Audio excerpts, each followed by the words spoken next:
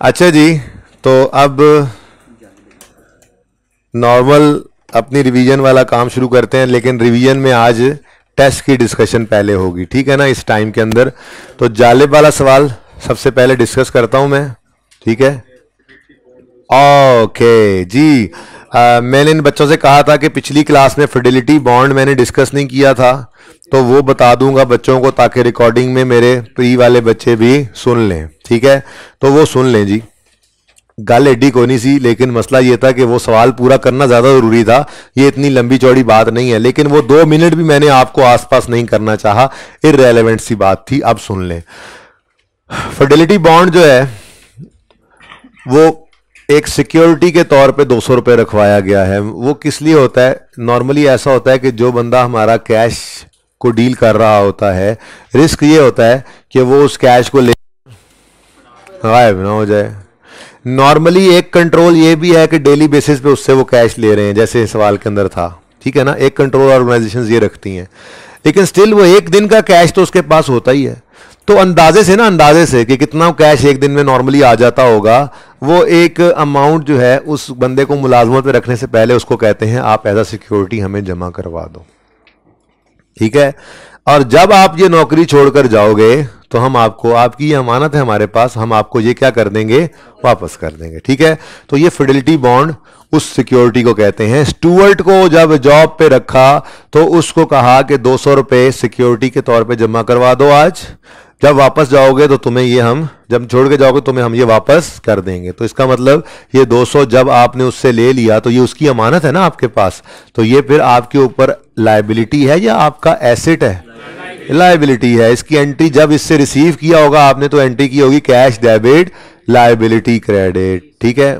अब इसके अंदर ओपनिंग और क्लोजिंग सेम आने का मतलब ये है कि ये शायद पिछले किसी साल के अंदर लिया था इससे ये बॉन्ड, ये सिक्योरिटी, और अभी तक ना वो छोड़ के गया है ना हमने उसको पैसे वापस किए हैं, ठीक है। तो ये एक लायबिलिटी है जो साल के पहले दिन भी लायबिलिटी थी और साल के आखिरी दिन भी लायबिलिटी। क्लियर है ये बात? ठीक है। अच्छा, पुराना ऑब्सोलीट कॉन्सेप्ट है ये, अब टेस्ट होने वाली चीज़ है नहीं, ठीक है। इसलिए आना इसका ज़रा मुश्किल है, सवाल ही बड़ा पुराना है, आपकी पैदाइश से पहले का सवाल है, ठीक है। अच्छा, एक बात तो ये होगी। दूसरी चीज़, यहाँ पे लिखा हुआ था पेमेंट फॉर बॉटल परचेजेस, तो इस जुमले को पढ़ के ना, पेमेंट फॉर बॉटल परचेजेस, इस जुमले को पढ़ के जो पहली चीज़ ख्याल में आती है वो ये आती है कि इसकी एंट्री है परचेजेस डेबिट कैश क्रेडिट। क्या एंट्री है? परचेजेस डेबिट कैश क्रेडिट, ऐसे ही है। अच्छा, आपको नहीं नहीं नहीं नहीं परचेजेस कहाँ आता है? परचेजेस तो नहीं, हम तो स्टॉक का अकाउंट बना रहे हैं, परचेजेस परचूजेस कोई नहीं, ठीक है। हम स्टॉक वो हम परपेचुअल सिस्टम वाली एंट्री करेंगे, परचेजेस डेबिट कैश क्रेडिट नहीं, स्टॉक डेबिट कैश क्रेडिट है। मैंने कहा यार अच्छा ये भी लिख लो, मैं तो इन दोनों चीजों को ही कह रहा हूं कि ये नहीं है, ना इसको हम परचेजेस डेबिट कैश क्रेडिट कहेंगे ना इसको स्टॉक डेबिट कैश क्रेडिट कहेंगे। अगर ये कह देंगे ना तो हमारा आगे चल ही नहीं पाया करेगा, ठीक है,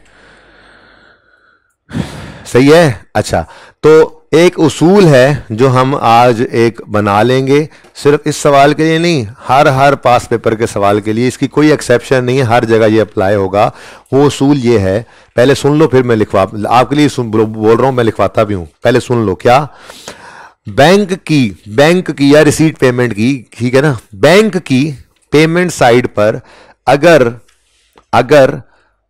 परचेजेस का लफ्ज भी नजर आए, बैंक की पेमेंट साइड पर अगर परचेजेस का लफ्ज भी नजर आए तो हम उसे पेमेंट टू क्रेडिटर्स ही लिया करेंगे। पहली बात तो यह है कि यहां पर लिखा होता क्रेडिटर्स या पेमेंट टू क्रेडिटर्स, फिर तो लड़ाई नहीं थी। लड़ाई कहां पड़ रही है? यहां पे क्या लिखा हुआ है? परचेजेस। अब मैंने यहां पे ना ज्यादा आपको उलझने नहीं दिया था पिछली क्लास में, का सवाल पूरा कर ले, वरना मैं थोड़ा सा गौर करवाता तो आप फंस जाते। यहां पे आप कहते लिखा हुआ है परचेजेस और आप कह रहे हैं पेमेंट टू क्रेडिटर्स, हम कह रहे हैं एंट्री करो इन्वेंट्री या stock debit receipt payment credit, आप एंट्री कर रहे हो creditor debit receipt payment credit. तो ये क्यों कर रहे हो? इसलिए मैंने वहां उलझने नहीं दिया था, मैंने कहा चलो चलो बाजी लिख लो, आगे चलो। अब मैं बता रहा हूं आपको, अगर ये ना करे ना हमारा सवाल आगे चल ही नहीं सकता, ठीक है। ठीक है। और ये उसूल क्या है, हर हर हर पास पेपर के सवाल पे अप्लाई होगा, किसी एक की बात नहीं कर रहा। देखो ना, मिसाल के तौर पे आप ये यहां पे लिखा हुआ है ना, यहां पे, इसको यहां लिखने की बजाय यहां पे लिख लेते, यहां पे लिख लेते, ठीक है। परचेजेस, ये कैश परचेजेस बन जाती। आपका क्रेडिटर का लेजर मुकम्मल ही नहीं हो सकता था, फिर ना ये मुकम्मल होता, ना यहां से फिगर यहां पे आती, ना यहां से कॉस्ट ऑफ सेल निकलती, ना ये ना वो ना कुछ, सवाल पूरा नहीं हो सकता था, ठीक है ना। बहरहाल बहरहाल सवाल आपने इतना नहीं सोचना, आपने तो बस ये उसूल याद रखना है। अव्वल तो पहली बात ये, बैंक की पेमेंट साइड पे वो क्रेडिटर्स का लफ्ज ही लिखेगा, लेकिन अगर खुदा ना खास्ता वो बैंक की पेमेंट साइड पे, ये कैश के लिए नहीं है, बैंक के लिए है। वो अलग बात है कि ये रिसीट पेमेंट अकाउंट में दोनों ही पड़े हैं, इसलिए यहां पर भी अप्लाई हो गया, वरना मैंने उसूल में यही लिखवाना है, बैंक की पेमेंट साइड पे, ठीक है ना। तो बैंक की पेमेंट साइड पे अगर तो पेमेंट टू क्रेडिटर्स लिख दे, फिर तो जिंदगी ही आसान है ना। मसला कहां पे आता है कि बैंक की पेमेंट साइड पे परचेजेस लिख दे, परचेजेस भी लिखा होगा तो हम उससे क्या लेंगे, हमेशा there is no exception of this rule. ये नहीं है कि किसी सवाल में जाके ये नहीं लगेगा, हमेशा ही ऐसे करेंगे, ठीक है। तो लिख लो इसको, यहां पर स्टार लगाओ, परचेजेस के साथ स्टार लगाओ, और स्टार लगा के सफे की यहां पर टॉप पे स्टार लगाओ, और ये उसूल लिखो। अब लिख लो, ये उसूल लिखो, तब तक मैं टेस्ट को जरा यहां पर ले आऊं, ठीक है। लिखो जी, बैंक की पेमेंट साइड पर, बैंक की पेमेंट साइड पर अगर परचेजेस का लफ्ज भी नजर आ जाए, बैंक की पेमेंट साइड पर अगर परचेजेस का लफ्ज भी नजर आ जाए तो हम उसे पेमेंट टू क्रेडिटर्स ही लेंगे। अच्छा ये देखो, ये सुबह वाली क्लास का सवाल है, ओहो कौन सा ज्यादा अच्छा हुआ है, और ये पूरा नहीं आ रहा, ये देखो आगे से, है ना। अच्छा ये अभी इन प्रोसेस है, ठीक है, सॉरी। क्या कह रहा था मैं, बैंक की, लिखो लिखो, अपना काम करो, छोड़ो। बैंक की पेमेंट साइड पर अगर परचेजेस का लफ्ज भी नजर आ जाए तो हम उसे पेमेंट टू क्रेडिटर्स ही लेंगे। ओके, ये उसूल अब याद रखना है, ये हमेशा लगना है, इसकी लॉजिक कोई नहीं है, बता के तो आया हूं लॉजिक। सवाल पूरा नहीं हो सकता, बस लॉजिक यही है इसकी, इसके बगैर सवाल पूरा नहीं हो सकता, ठीक है। आगे सवाल चल ही नहीं सकता, ठीक है ना। वो कैश परचेजेस होंगी, अगर कैश में परचेज लिखा होगा तो वो यही होगा जो थोड़ी देर पहले लिखा था, कैश डेबिट, ये परचेजेस डेबिट कैश क्रेडिट, या स्टॉक का अकाउंट बन रहा है स्टॉक डेबिट कैश क्रेडिट, वो पेमेंट टू क्रेडिटर्स नहीं होगी, ठीक है। ओके जी, माशाल्लाह से 3 सवाल थे। क्वेश्चन नंबर 1 आई कैप की रीसेंट अटेम्प्ट का सवाल है, आसान था, हो गया था। आपस की बात है, मैंने भी नहीं देखा अभी तक इसका सॉल्यूशन। मेरा एक उसूल है, ये मेरी और आपकी आपस की बात है, किसी और को नहीं बताना, ठीक है, कि जो रीसेंट टाइम का सवाल होता है ना, मैं नॉर्मली उसको देखा नहीं करता, बल्कि जब मैं वो टॉपिक करवा लेता हूं तो या बच्चों को असाइनमेंट में दे देता हूं या टेस्ट में दे देता हूं, क्योंकि वो फिर मेरा भी टेस्ट होता है, आपका भी टेस्ट होता है, तो थोड़ा सा उसमें ये पता लग जाता है कि अगर 60-70% बच्चे ने वो सवाल अटेम्प्ट कर लिया है तो इसका मतलब तैयारी हमारी ठीक है, ठीक है। बाकी अभी आखिरी महीना पड़ा है, 2-3 रिवीजन और करेंगे, मॉक देंगे, एफर्ट करेंगे, तो इंशाल्लाह और बेहतरी ही आएगी, ठीक है ना।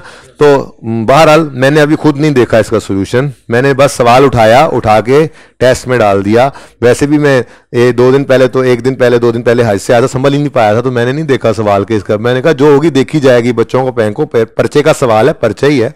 तो नॉर्मली मैं रिसेंट टाइम का सवाल देखता तब हूं जब टेस्ट में आपको दे लेता हूं, टेस्ट आपके पास चला गया उसके बाद फिर मैं देखता हूं, अच्छा यार ये सवाल था, क्या किया, ये होना चाहिए, सोल्यूशन देखा, हाँ यार यही हुआ है, अच्छा चलो फॉर्मेट डिफरेंट है तो अपने हिसाब से कर लेते होते हैं हम, बस इतना सही होता है, ठीक है ना। तो अगर आसान लगा तो अच्छी बात है, डिस्कस कर लेंगे। ये एमसीक्यू नया था, ये मैंने रिपीट कर दिया था। अच्छा, ऑरेंजेस लिमिटेड, मौसम तो अभी कोई नहीं है, पर माल्टों का मौसम तो कोई नहीं है। सरगोदा का कौन कौन है, हाँ देखता हूं मैं अभी इस दफा कैसे नहीं आते मेरे पास माल्टे, ठीक है ना। अब ये ना कहना सर ताडा भी तो वही डिवीजन है, अच्छा सॉरी कैंसिल ना कर देना, कैंसिल ना कर देना, ठीक है सर जी, ताडे वालों साढ़े आगे बस कैंसिल, ओके जी। वही मैं कह रहा था, ये इस तरफ आएगा, ही विल कम देयर, कोई लोड नहीं है मेरे को। अच्छा जी, ऑरेंजेस लिमिटेड, ऑरेंजेस लिमिटेड एक अच्छा सवाल था, ये कैसा रहा? ले, अच्छा, ये सवाल 23 नंबर का था। कितने बच्चों को लगता है कि कम से कम इसमें से 12 नंबर ले लेंगे? 12 से ज्यादा वाले भी इसमें शामिल हैं, हाथ खड़ा कर लें। 12 या उससे ज्यादा नंबर इसमें आ जाएंगे, वो हाथ खड़ा करें। और कितनों को लगता है 12 भी नहीं आएंगे? अब जिन बच्चों ने दोनों तरफ हाथ नहीं खड़ा किया वो कौन लोग हैं भाई? 12 से ऊपर वाले 23 भी उसी में ही आता था। चलें चलें, इसको भी देखते हैं। पहले मेरा दिल है आज हम जालिब इंडस्ट्रीज को डिस्कस करें, ठीक है? इसके अंदर जो टेक्निकल बातें हैं 2-4 वो अगले 10 से 15 मिनट में हिम्मत करके बैठना थोड़ा सा, ठीक है ना? कोई थ्योरी नहीं है, सवाल है, सवाल है, थोड़ी सी हिम्मत करनी है। मैं ये सारा सवाल डिस्कस करना चाह रहा हूं। उसके बाद भाई भागने नहीं दूंगा मैं, ऐसे कैसे तुम भागोगे? ऐसे अच्छा ठीक है, जाओ जाओ, अच्छा जाएं जाएं, ये ले लीजिएगा लेक्चर लाजमी। अच्छा, अब ये आपने करना क्या है, ये आपने ना घर जाके इस सवाल को अटेम्प्ट करना है मेरी डिस्कशन सुनने के बाद, ठीक है? क्वेश्चन पेपर नहीं है तो लेके जाना भाई। क्वेश्चन पेपर साके वो कहेंगे जो क्वेश्चन पेपर्स इनके पास ही कह रहे थे आप लोगों ने ले लिए हैं, सारे क्वेश्चन पेपर्स उन्हें कहें लेकर आए। नहीं जाएं जरा, साकिब कहें कि सारे क्वेश्चन पेपर्स लेके आए। क्लास से निकलते हुए एंड से उठाते जाना और जाते जाना, ठीक है? अच्छा, सवाल आपने घर पे अटेम्प्ट करना है पूरी ईमानदारी से। दोबारा मैं डिस्कस सारा कर रहा हूं, ठीक है? जो कमी बेशी थोड़ी बहुत रह भी जाएगी उसकी मैं आपको अवेलेबिलिटी पूरे इस सवाल का पूरा सॉल्व हुआ सवाल मैं आपको अवेलेबल करूंगा जब मेरा दिल करेगा। हो सकता है कल ही कर दूं, तब तक नहीं अवेलेबल करूंगा जब तक चेक नहीं कर लूंगा। तो मैं इंशाल्लाह कल चेक करूंगा आप लोगों के रजिस्टर्स के ऊपर जालिब इंडस्ट्रीज की अटेम्प्ट। अगर मैंने देखा कि 90% तक बच्चों ने अटेम्प्ट कर लिया है क्लास के अंदर इस सवाल को, तो बाकी 10% वही हैं जो सवाल नहीं करते, जो जिन्होंने अगली बार पर्चा देना होता है, इस बार नहीं देना होता, वो रह जाते हैं जो। तो जब इतने रह जाएंगे तो फिर मैं बाकियों के लिए इस लेक्चर की डिस्कशन, टेस्ट की डिस्कशन में ये सवाल अवेलेबल कर दूंगा, ठीक है? अभी डिस्कशन करते हैं। Jalib Industries Limited is a listed company. The relevant information contained in financial statements for the year ended 31 December 15 is as follows.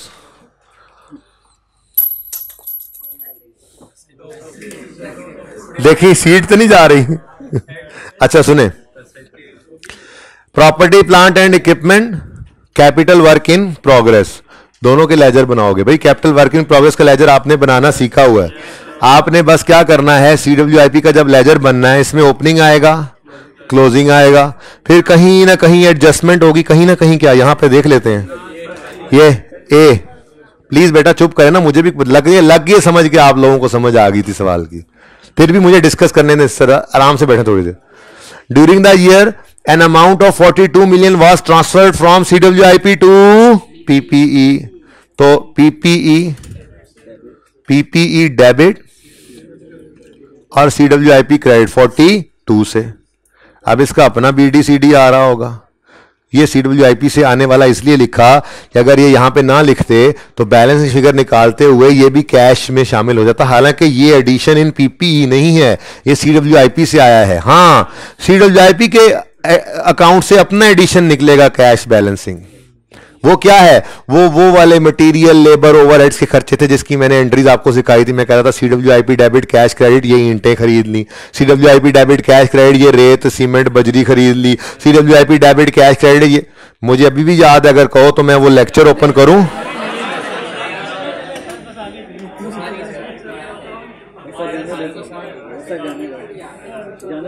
गुस्सा आज हराम नहीं है,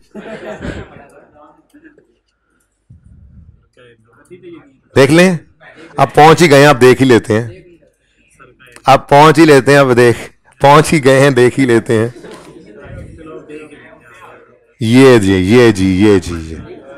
ये फैम वाला सवाल था नहीं, ये वाला बिल्डिंग अकाउंट में डेबिट साइड पे कैश नजर आ रहा है, ये क्या है, एडिशन इन CWIP। क्या है एडिशन इन, जब मूवमेंट बनाई थी ना इस नोट के अंदर तब भी यही कहा था, opening plus addition in CWIP less transferred is equal to closing. ठीक है, मैंने कहा जरा याद करा दूं आप लोगों को, ठीक है, नहीं है अजाब याद माजी। ठीक है जी, तो PPE हो गया, CWIP हो गया और एडजस्टमेंट 1 भी साथ ही भुगत गई। एडजस्टमेंट 1 में कोई मसला है तो बताएं, लेकिन सवाल पूरी ईमानदारी से दोबारा करना है। जिन्होंने टेस्ट में किया हो वो भी दोबारा करेंगे, कोई बात नहीं, कोई बात नहीं, इंशाल्लाह practice makes a man and women perfect. ठीक है जी। अच्छा, the company sold PPE having book value of 15 for 10.4। इतनी आसान एडजस्टमेंट, इतना आसान सवाल। ये आईकैप का ही सवाल है, पुराना, इतना पुराना भी नहीं है, FAR 2 में आया था। इजी नहीं लेना, हाँ ये आसान है। अल्लाह की तरफ से एक चीज आसान अगर हो जाए आपके लिए तो शुक्र किया करो उस पर। ठीक है, ये हो जाएगा 60-70% सवाल इंशाल्लाह, अल्लाह ने चाहा तो लाजमी हो जाएगा। ठीक है जी। डिस्पोजल में वो कह रहे हैं, क्या कह रहे हैं, क्या कह रहे हैं, क्या कह रहे हैं, एक एसिड जिसकी बुक वैल्यू, पीपीई का काउंट बुक वैल्यू पे ही बना रहे हैं, एक एसिड जिसकी बुक वैल्यू है 15 मिलियन, वो बेचा है 10.4 मिलियन। तो यहां से निकल गया 15 मिलियन डिस्पोजल में। ठीक है, यहां पे 15 मिलियन आ गया पीपीई से, और कोई एक्यूमुलेशन नहीं है, यहां पे कैश आ जाएगा 10.4। तो 15 वाली चीज 10 की गई तो लॉस लॉस लॉस कितना, 4.6। अब ये इनडायरेक्ट मेथड नहीं था, डायरेक्ट मेथड था। क्या था? डायरेक्ट। ठीक है, पहली बात तो ये कैश ने जाना है कहां, इन्वेस्टिंग एक्टिविटीज में, इनफ्लो। लेकिन ये जो लॉस है ना, लॉस, ये रिवर्स सिर्फ तब करेंगे अगर ये किसी एक्सपेंस में छुपा पड़ा हो। ठीक है, और शायद छुपा पड़ा था। एनीवेज, अच्छा चलो लब भी लेने हैं। 4.6 का लॉस है प्रॉफिट एंड लॉस अकाउंट के अंदर। ओह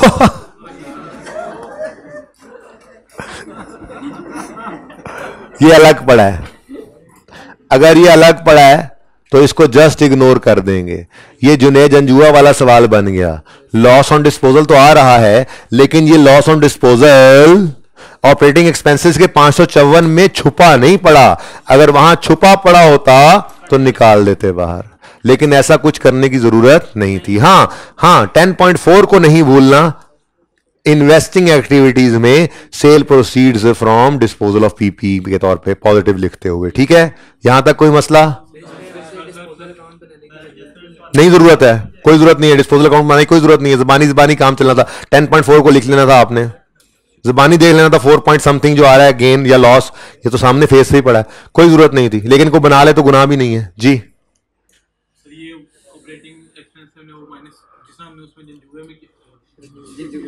जंजुए में नहीं किया था, ये जंजुए वाला काम करना है, संडे वाले में किया था। उसमें उसने कहा था distribution cost include loss on disposal, तो फिर हमने माइनस किया था। यहां पे क्या, distribution cost, selling and distribution, operating expenses कहते हैं सेलिंग एंड डिस्ट्रीब्यूशन एक्सपेंसेस को। ठीक है ना, तो ऑपरेटिंग एक्सपेंसेस का मतलब क्या है, सेलिंग एंड, क्या सवाल ने कहीं लिखा हुआ है कि ये इसमें छुपा पड़ा है? और अंधा भी हो तो वो देख ले, नहीं खैर अंधा तो नहीं देख सकता, सुन तो लेगा बहरहाल कि ये अलग पड़ा है और ये अलग है, कहां पे उसमें शामिल है। ठीक है, तो ये जंजुए वाला सवाल है। ठीक है ना, ये संडे ट्रेडर्स नहीं है इस एडजस्टमेंट की हद तक। जी जाग रहे हो भाई? टेस्ट दिया था तुमने, हैं? कैसा हुआ था तुम्हारा टेस्ट? अच्छा चलो, अच्छा जी, तो एडजस्टमेंट बी में कोई मसला है तो पूछ लें। चलें आगे। Depreciation for the year amounted to 27.7. 60% of the depreciation is charged to cost of sale. तो 40% किधर गई फिर? देखो नॉर्मल ये assumption लोग है ना, अगर वो कह रहा है 60% जो है वो कॉस्ट ऑफ सेल में पड़ी है, तो फिर बाकी की कहां पड़ी होगी? फाइनेंशियल चार्जेस में थोड़ा ही हो सकती है, टैक्स एक्सपेंस में थोड़ा ही हो सकती है। फिर नॉर्मल असम्पशन लेंगे कि बाकी 40% कहां पड़ी है? ऑपरेटिंग एक्सपेंसेस में। तो डेप्रिसिएशन कितनी है, टोटल कितनी है? 27.7। तो 27.7 का 60% और 27.7 का 40%। कितने बच्चों ने ये जज कर ली थी बात ऐसे करनी है? जी, दूजा भी सोचना सी ना। ठीक है, लकीर के फकीर, लाइन के बैगर्स, कुछ तो खुद भी सोचा करो जी। 27.7 का 60%, 16.62 और 40% 11.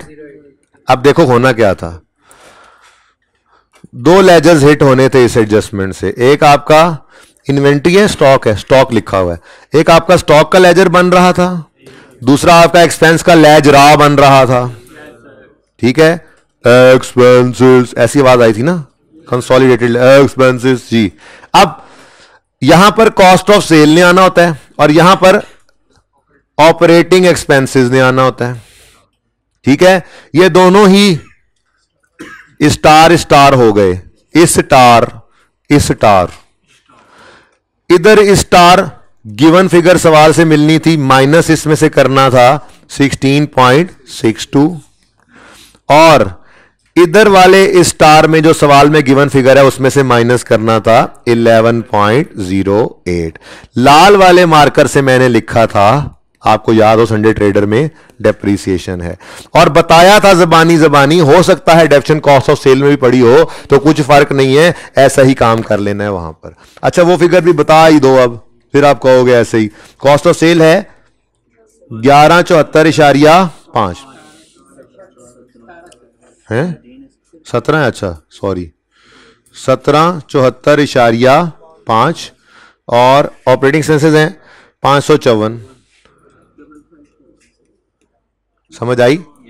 ये जनाबे वाला एडजस्टमेंट नंबर सी का कट्ठा चट्ठा। कोई मसला? ऐसे कितने बच्चों ने किया था? हाथ बड़े काम में, मसला कोई नहीं है। क्या हुआ फिर? देखो छोटी छोटी बातें हैं, सोचनी है, क्रिटिकली पर्चे को करते ही नहीं हो, फिर आईकेएप में ये क्रिटिकल लेवल क्रिएट ही नहीं हो पाता।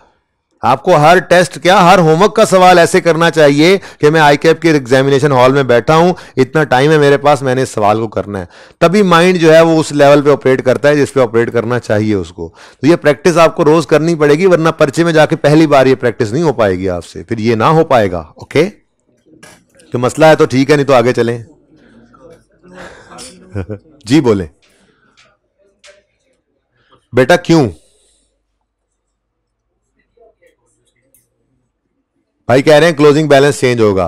क्लोजिंग बैलेंस चेंज नहीं होगा, कैश की फिगर चेंज हो जाएगी बस। कैश की फिगर बैलेंसिंग हमने सही निकाल लेनी है। क्लोजिंग बैलेंस उनकी कॉस्ट ऑफ सेल का है, स्टॉक का है, स्टॉक काउंट करके हमने निकाला हुआ है। ठीक है, स्टॉक के अंदर तो डेप्रिसिएशन पड़ी ही नहीं होती है। कॉस्ट ऑफ सेल असल में ना, अब आप लोग मैन्युफैक्चरिंग अकाउंट तो पढ़ के आए होंगे, कितने बच्चों ने इंट्रो पढ़ी हुई है? मैन्युफैक्चरिंग अकाउंट तो आपने पढ़ा ही होगा। ठीक है, मैन्युफैक्चरिंग अकाउंट में ये ओवरहेड्स के अंदर डेप्रिसिएशन वगैरह आती है, तो कॉस्ट ऑफ सेल अगर उसके अंदर पड़ी है तो पड़ी है। क्लोजिंग स्टॉक का तो तरीका ही डिफरेंट है। इन्वेंट्रीज तो मैंने आपको खुद रिवाइज करवाया है, हमने काउंट करना है, उस पर रेट लगाना है और क्लोजिंग स्टॉक निकाल लेना है। ठीक है, और सही है, जब तक कि वो कहे ना दे क्लोजिंग स्टॉक इंक्लूड, तब तक आपने उसमें से माइनस नहीं करना क्लोजिंग में से, अगर अनलेस के वो खुद कह दे कि क्लोजिंग में इंक्लूडेड है ऐसी फिगर डेप्रिसिएशन वगैरह की। ठीक है ना? ओके, और जी और कोई सवाल? टिक कर रहा हूं फिर, कोई मसला? अरे वाह, favourite. Trade and other receivables, trade debts written off during the year amounted to 1 million. मैंने आपको कहा था इनडायरेक्ट मेथड में इसे क्या करना है, इग्नोर। और it is policy of company to maintain provision for doubtful debt at 5%। इसको भी मैंने कहा था देख लेना, अगर डेटर्स नेट ही पड़े हैं तो इसको भी इग्नोर करो। लेकिन ये कौन सा मेथड था जब इग्नोर करते थे, उसकी बात कर रहा हूं, इनडायरेक्ट। साथ ही कल आपको जाते जाते बताया था, ध्यान कर लेना, जाते कल नहीं बल्कि आपको तो परसों ही बताया था मैंने कि ध्यान करना, अगर डायरेक्ट मेथड हो तो डेटर का लेजर बनाना जरूरी, और डेटर का लेजर हमेशा बनता है ग्रॉस पे और प्रोविजन का लेजर बनता है अलग। तो खुदा ना खास्ता डेटर का बैलेंस नेट पड़ा होगा, जो कि बैलेंस शीट में नेट ही होता है, तो अदर इंफॉर्मेशन में प्रोविजन की डिटेल बताएगा। नेट डेटर्स को आप ग्रॉस में कन्वर्ट करेंगे पहले, और फिर आप डेटर का लेजर बनाएंगे ग्रॉस पे और प्रोविजन को रखेंगे अलग। ठीक है, इसका ट्रीटमेंट अब देखते हैं। ठीक है, आए हम जनाबे वाला, और ये ट्रेड डेट्स नजर आ रहे हैं, ये ट्रेड डेट्स बैलेंस शीट में पड़े हैं, तो ये कौन से होंगे? लाजमी बात है ये नेट होंगे। क्यों? ग्रॉस होते तो प्रोविजन फेस से पड़ी होती, या यहां पर नेगेटिव साइन के साथ आ रही होती है एसेट साइड पे, या लायबिलिटीज में पड़ी होती, कहीं ना कहीं तो पड़ी होती प्रोविजन। अगर डेटर्स ग्रॉस होते तो प्रोविजन का नजर ना आना और अदर इंफॉर्मेशन में प्रोविजन का होना यह बता रहा है कि प्रोविजन तो है लेकिन डेटर्स क्या हो चुके हैं, उससे नेट हो चुके हैं। तो बैलेंस शीट के फेस पे तो नेट डेटर्स ही जाया करते हैं, प्रोविजन तो हम वर्किंग्स के अंदर नेट कर लिया करते हैं डेटर्स में से, ठीक है। तो डेटर्स कौन से हैं फिर? बोले भाई, बोले बोले, आज बोले भाई। डिप्रेशन हो गया तुम्हें? हाँ जी, सवाल। अच्छा देखो, अब आपका ये डिप्रेशन दूर होगा रिजल्ट वाले दिन, जब आपकी इतनी गलतियों के बावजूद 23 में से 13-14 नंबर आपको मिल जाएंगे ना, तो आप कहोगे यार इन्नी चवला मार के भी इतने नंबर आ गए ने, थोड़ा सा ध्यान न कर लेंदा, या जब तक मैं प्रेप लीव करने के बाद, तैयारी करने के बाद पेपर में पहुंचूंगा तो तब मेरा क्या लेवल बन चुका होगा। सारा सवाल तो वैसे भी सही करना मकसूद नहीं है, मतलूब व मकसूद क्या है कि आप 60-70% सवाल सही कर लें, दैट्स इट। हर सवाल 60-70% सही कर लें, पर्चा पास, बाकी इससे ज्यादा अच्छा हो जाएगा इंशाल्लाह। तो ग्रॉस डेटर्स लेस प्रोविजन और नेट डेटर्स। परसेंटेजेस गिवन है हमें, सिर्फ परसेंटेजेस नहीं, सिर्फ परसेंटेज गिवन है। क्या कह रहा है? It is the policy of company to maintain the provision for doubtful debt at 5%। तो प्रोविजन अगर वो 5% मेंटेन करते हैं तो फिर 100 में से परसेंटेज की बात करें तो 5% लेस होकर नेट डेटर्स तो 95 होंगे। और अगर प्रोविजन की परसेंटेज 3% होती तो नेट डेटर्स 97 होते, प्रोविजन की परसेंटेज 10% होती तो नेट डेटर्स 90 होते, ठीक है। अब सवाल के अंदर रुपीज में फिगर गिवन थी, ठीक है, क्लोजिंग भी और ओपनिंग भी, ठीक है, ये रुपीज में फिगर्स गिवन थी, ठीक है। समझ आ जाना मकसूद है भाई, आई कैप में जाने से पहले पहले समझ आ जाए, असल ये मकसद है, ठीक है। टेस्ट में पूरे नंबर आ गए, कौन सा तीर मार लिया अगर आई कैप में फेल हो गए तो इसलिए मैं एक थोड़ा सा एक स्टेप पीछे ही रहता हूं, ताकि आपको ये अनसीन वाला एलिमेंट अप्लाई करने की आदत रहती रहे हमेशा, ठीक है। पर्चे में जाने से पहले तो सब समझा ही देता है बंदा जी। तो डेटर्स आ रहे हैं, ओपनिंग 24.7, क्लोजिंग 28.5, ठीक है। तो मुझे जरा लिखवा दें 24.7 और 28.5। अब इधर से जाना है ग्रॉस पे, 24.7 95% है, इसको 100 पे लेके जाना है। तो 24.7 divided by 95 into divided by 95 multiplied by 100 करो, नेट को 26 एग्जैक्ट। तो ये क्या बन गया फिर 1.3, बैलेंसिंग निकाल लो ना। ऐसे ही 28.5 को डिवाइड बाय 95 करो, इंटू 100 करो, 30 है, तो फिर ये 1.5 आ गया। अब ये दोनों लेजर्स वजूद में आने लगे हैं जी, मार्जे वजूद में आए।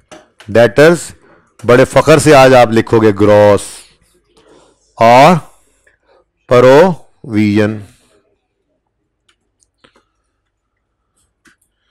Provision for doubtful debts. जी बच्चों बोलो, डेटर्स का ब्रॉड डाउन कितना होगा? ये आपने फिगर उठानी है ग्रॉस वाली जी। ब्रॉड डाउन बताइएगा, सॉरी प्रोविजन लिखने लगा था। Brought down 26, carry down 30, provision का ब्रॉड डाउन 1.3 और कैरी डाउन 1.5। तो ये दो लेजर्स बनने थे। कोई ऐसा बच्चा भी है जिसने ये दोनों लेजर्स बना लिए थे ऐसे? 1 2 3 4 5 6, हाइब्रिड में कोई भी नहीं, 7, वेरी गुड। अच्छा 8-9 हो गए 250 में से कुछ भी नहीं है ये चले सुने, समझ तो सबको आ गई ना।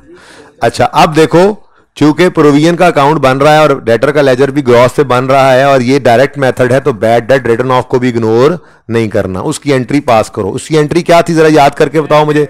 Bad return of debit, debtor credit, फिर बैड डेट रिटर्न ऑफ को क्रेडिट करके प्रोविजन को डेबिट किया, तो मैंने कहा था ये बैड डेट रिटर्न ऑफ को बीच में से निकाल ही दो, डायरेक्ट एंट्री किया करो, प्रोविजन डेबिट और डेटर क्रेडिट। अमाउंट कितनी है? 1 million, provision debit, bad debt return of debtors में क्रेडिट, ठीक है। ये बैड डेट ये सिखाया था ना, ये इसको क्या हुआ है? स्ट्रेस, डिप्रेशन दवाई दो इनू कोई। ओके अच्छा जी, अब अगले पॉइंट में प्री पेमेंट्स हैं, फिर ग्रेचुटी है, फिर ग्रेचुटी पता नहीं क्या होती है, फिर एक्रूवल है और फिर एक डिविडेंड है। अच्छा चलें ठीक है। अब जाके देखा इनकम स्टेटमेंट में तो सिर्फ सेल नजर आ रही है, पूरे सवाल में कहीं नहीं बताया कि ये सेल कैश है या क्रेडिट। खामोश हो तो क्रेडिट अज्यूम करते हैं। अच्छा ना भी खामोश होता तो जितनी भी ये सेल्स थी ये सारी की सारी उठ के कहां जानी थी, डेटर के। तो 2535 सेल्स यहां पे आके लिखोगे 25। आपको कहा था कि अब नॉर्मेलिटी सवाल बताया करेगा, खुद से कभी अज्यूम नहीं करनी, तो आज अब नॉर्मेलिटी सवाल ने बताई तो लिख दिया जहां पे उसको लिखना था। अब यहां से क्या निकलेगा, बैलेंसिंग क्या निकलेगा, हाँ cash paid to, cash receive from customers. लेकिन इंपॉर्टेंट बात क्या है जो आप मिस कर गए होंगे, इस लेजर में से एक फिगर होगी बैड डेट एक्सपेंस की निकलेगी, जो आप निकाला करते थे बैलेंसिंग, जो जाती थी प्रॉफिट एंड लॉस में। कितनी फिगर है बताओ, बताओ बैलेंस फिगर निकालो। 1.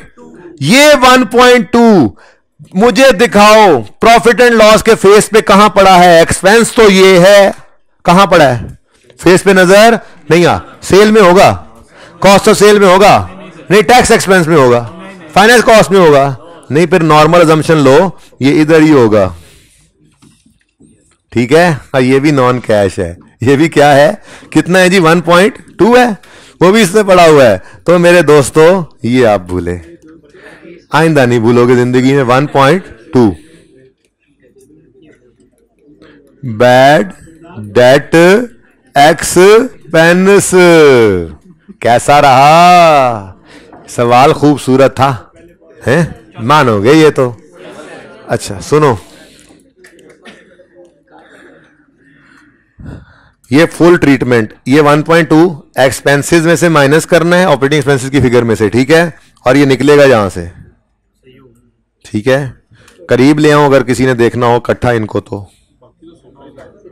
बाकी आसान ही था जी, ये चीज भी आपको असल में करवाई नहीं हुई थी जानबूझ के, थोड़ा सा आप सोचो, वरना चीज ये भी मुश्किल नहीं अगर एक बार की हुई हो तो, ठीक है। चलें आगे, तस्वीर बना ले घर जाके फिर नकल कर लें। जी सर क्या बेशरम। अच्छा जी टाइम हो गया कुछ बच्चों का, आप सुने इधर। प्री पेमेंट्स में पड़ा है एडवांस टैक्स, नहीं छोड़ेंगे, नहीं छोड़ेंगे, प्री पेमेंट से निकालेंगे। लेकिन आज पहली बार ऐसा होता नजर आ रहा है आपको,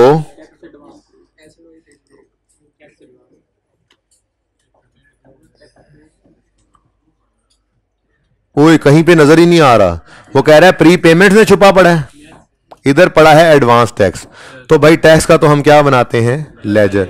जबानी बताया था आपको कि टैक्स पेएबल में नहीं, कभी कभी रिसीवेबल एडवांस भी आ सकता है, कोई मसला नहीं है। आपने अपने टैक्स के लेजर में ओपनिंग क्लोजिंग इधर लिख लेना है। कितना जी 1.4 क्लोजिंग है और 2.2 ओपनिंग, बाकी लेजर वैसे ही बनना था, ठीक है। कैश की फिगर इस तरफ, एक्सपेंस की फिगर इस तरफ, लेकिन ये ओपनिंग क्लोजिंग जो है ये वो कह रहा है प्री पेमेंट और अदर रिसीवेबल में पड़े हैं, तो इनको इधर से निकाल लो। ओपनिंग में से ओपनिंग को माइनस करना था, क्लोजिंग में से क्लोजिंग को माइनस करना था, इनको सॉरी ये, और इनको पाक साफ करके लेकर जाना था एक्सपेंसेस के लेजर में। वर्किंग कैपिटल आइटम नहीं है एक्सपेंसेस के तो छोटी छोटी बातें हैं सवाल में, और कोई गड़बड़ नहीं थी, ज्यादा छोटी छोटी बातें थी, ठीक है। अच्छा जी फिलहाल अब चूंकि टाइम खत्म हो गया है, इसलिए इधर सिर्फ वो शॉर्टकट जो बाद में समझा भी दूंगा, 100% same treatment as interest expense as. तो ये आपको क्यों मैंने लिख दिया, ये सिलेबस में फिलहाल है नहीं, बात बहुत मुश्किल है आए, लेकिन मैं आपको ना ये सवाल के अंदर इसलिए डाले रहने दिया कि मैं आपको यहां पे समझा दूंगा।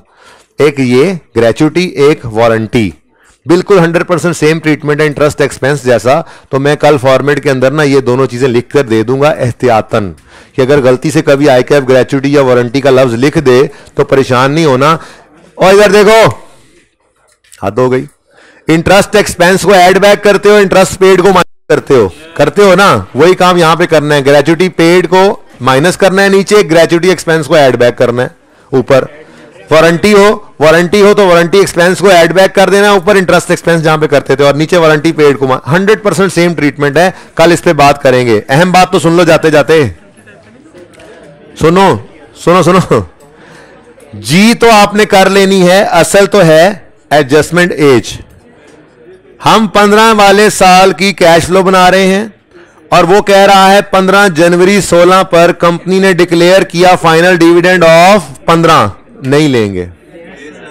फाइनल ऑफ 15 कहां जाता है? 16 में। लेकिन फाइनल ऑफ 14 तो है, इसको लेना था। 12.5 को नहीं लेना, और पिछले वाले का तो वैसे ही 0 है, जिसको लेना है 0 को, तो एक ही डिविडेंड आना था, एक ही डिविडेंड आना। सुनो, रिटेन्ड अर्निंग के लेजर में सिर्फ एक डिविडेंड आना था 35% वाला, और वो भी कौन सा डिविडेंड है? कैश डिविडेंड है। ठीक है, कैश डिविडेंड है। बोनस डिविडेंड तो वैसे ही क्या है? 0। डन। तो सुनो, अब सुन लो प्लीज, चुप नहीं करेंगे तो छुट्टी नहीं होगी। ये सवाल 23 × 1.8 करके अब नहीं करना, आपने 1.5 करके करना है। अब जल्दी करना है सवाल, कोशिश करके। और फिर कल मुझे बच्चे जरा कोई 70-80% बच्चे मुझे दिखा देंगे कि हमने अटेम्प्ट कर लिया इस सवाल को, तो इंशाल्लाह मैं आप लोगों को इसकी डिस्कशन अपलोड कर दूंगा। वो डिस्कशन आपने सुन लेनी है अपनी ईज पे, बिस्तरे से लेट के सुन लेना पावे आराम नाल। ठीक है, कोई मसला नहीं है, लेकिन पहले सवाल होगा तब। शर्त यह है कि पहले सवाल अटेम्प्ट करेंगे तब। एक दफा पूरा सवाल खुद करेंगे, डिस्कशन भी मिलेगी। ठीक है जी, अल्लाह हाफिज।